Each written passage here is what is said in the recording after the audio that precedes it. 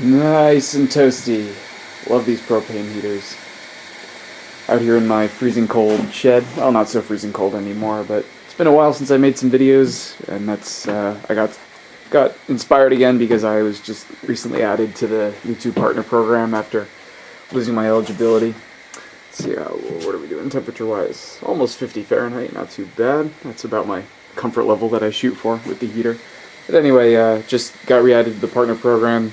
A brief history of the partner program, I think back in about 2012, or about maybe late 2000s, 2010 maybe, YouTube started the partner program where you could get paid for advertisements on your videos, and it was very exclusive, and then a few years later they opened it up to everyone, but then they clawed that back in maybe 2017 to you had to have 1,000 subscribers and a certain amount of channel views to be eligible, and I didn't hit that until very recently, so hey, surprise, I'm a partner again, so I'm a little bit more inclined to make some new videos. So I'm out here in my cluttered shed. I've got all my fishing gear that should be up here on the fishing rod rack, but I have to get the ladder out, but there's garbage in the way. It's junk on the floor. I need boxes, I need storage, I need a lot of things, but anyway, I'm out here working on some little Christmas ornaments for some family members, making some snowmen. Got his little top hat here. I painted that, let it dry overnight. It's a little splotchy, but that's sort of what I'm going for with the look. Just cut these out on the bandsaw. This is just some maple. So getting working on that. Anyway, this is just a quick update video. Let you know that I'll be back, probably mostly making some little crafts like this. I do lots of little projects like this, and I'm always thinking, wow, I should just turn on the camera and show what I'm doing. Another one is this spoon that I'm working on, the brown one I got at a street market in Seoul, and I'm using that as an inspiration for another one. I need some better carving tools than what I have, but it's fun to experiment and try new tools and try new processes. I'm not really much of a wood carver or like fine woodworker like this, but I'd like to get into it a little bit more, and it'll help with stuff like this. Nothing really. I can't even remember the last time I made a video in the shed, maybe a couple of years ago. Working on my boat, which is under a pile of stuff over here, but that's, of course, it's too cold out now. It's the middle of December, but soon I'll have that back out on the water once it's warm enough. Bought a cheap laptop right before Corona hit on Craigslist, and I made a shelf for it over here. And that's an old car stereo that I use as my sound system and some garage sale speakers. And don't think I made a video on my bandsaw. This is a cheapo, but that's how I cut out these snowmen, if I didn't mention it already. Great versatile tool.